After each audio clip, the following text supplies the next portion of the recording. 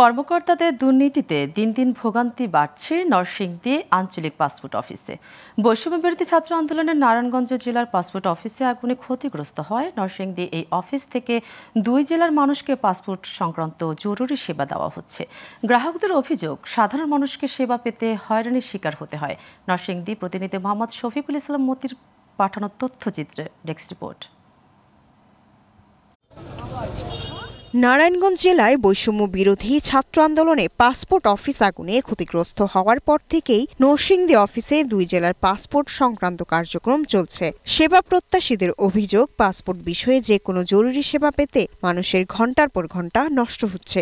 এক অফিসে জনবল দিয়ে 2 জেলার মানুষের সেবা দিতে হিমশিম খেতে হচ্ছে কর্মকর্তা কর্মচারীদের। বেশিরভাগ সময় কাউন্টারে থাকছে না কর্মকর্তা কর্মচারীরা। এই অফিসে দালাল ও টোকেনবাজদের দৌরাত্মে অতিষ্ঠ সাধারণ মানুষ। অসুস্থ নারী ও শিশুদের পাসপোর্ট সেবা পেতে ভোগান্তিতে পড়তে হচ্ছে বলে জানান গ্রাহকরা।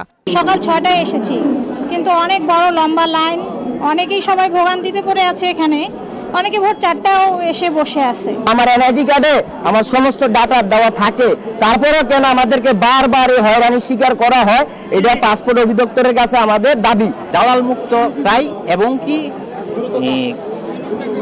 এই ইউনিটটা আরেকটু বাড়ানোর জন্য আমাদের দাবি। দেশের যে পরিস্থিতি, আপনার কাজের তো ক্ষতি হচ্ছে, সময়ের ক্ষতি হচ্ছে, সব দিক দিয়ে ক্ষতি হচ্ছে।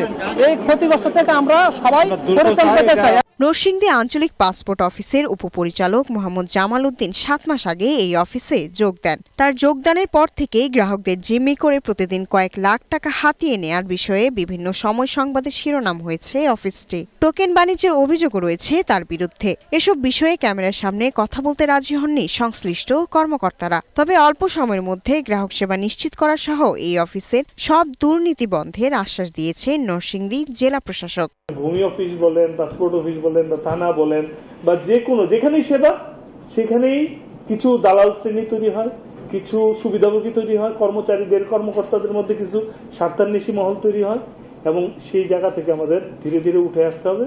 এবং সেটা যদি উঠে না আসতে পারে, আমাদের আসলে গুণগত কোনো পরিবর্তন হবে না। Global television news desk.